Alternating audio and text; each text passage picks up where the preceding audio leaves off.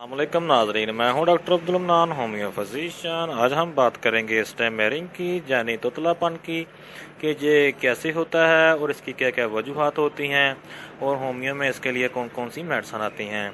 स्टमरिंग जो है ये ज़्यादातर बच्चों को होता है, लेकिन बाज़ का ये बड़ों को भी हो जाता है।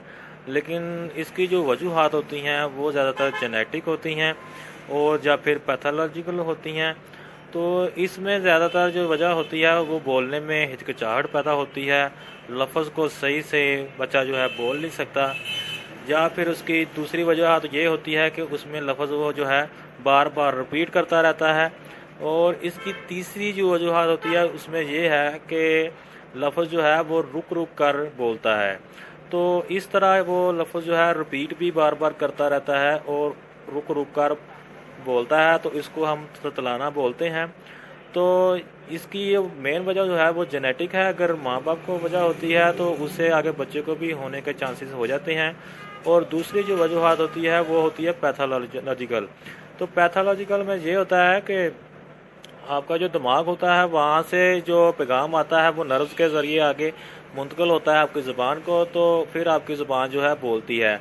लेकिन बाज़ औक़ात ये होता है कि आपकी जो ज़ुबान है वो कुछ इस तरह के लफ्ज़ जो हैं, जैसे दाड़ा, इस तरह के लफ्ज़ जो हैं वो सही तरह से बोल नहीं सकते।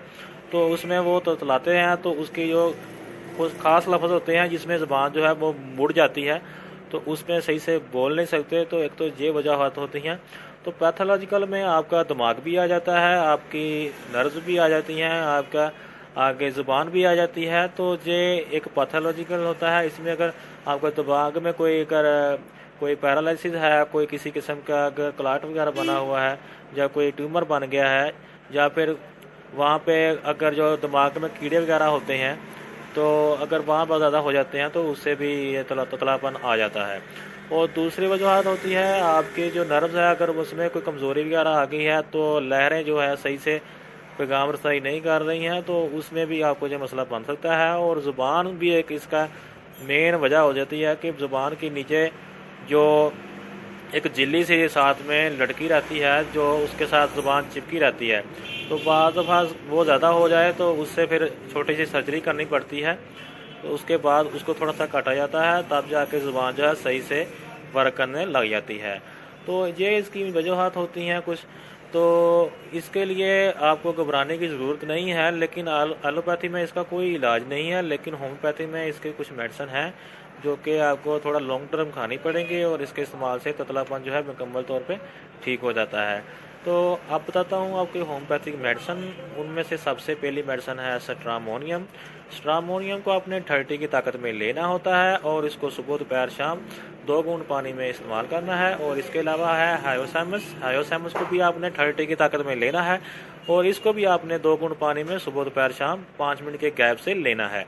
और तीसरी मेडिसिन है कॉलीफॉस। कॉलीफॉस को भी आपने 6x की ताकत में लेना है और इसको भी आपने सुबह दोपहर शाम, ये गोली की शक्ल में होती है और 4 गोली आपने चूसनी है, सुबह दोपहर शाम चूसेंगे। तो इसको लगातार आपने इस्तेमाल करना है और तीनों मेडिसिन को 5 मिनट के गैप से ही लेना है और खाने में भी कम से कम आधे घंटे का वक्फा करना है। तो इसको कम से कम आप, अगर आप कंडीशन बहुत ज़्यादा आपकी ख़राब है तो आप उस हिसाब से इसको लॉन्ग टर्म भी ले सकते हैं। ज़्यादा से ज़्यादा आप 4 से 5 मंथ इसको लेंगे तो इंशाल्लाह आपको बहुत ही अच्छे नतीजे मिलेंगे। तो ये था आज का वीडियो स्टमरिंग यानी ततलापन के मतलब। तो मिलते हैं नेक्स्ट वीडियो में। अगर किसी ने सब्सक्राइब बटन नहीं दबाया तो प्लीज़ सब्सक्राइब बटन दबा लें और बेल आइकन का बटन दबा लें ताकि नए आने वाले वीडियो में आपको आने का मौका मिले। तो ये था आज का वीडियो। अल्लाह हाफिज़।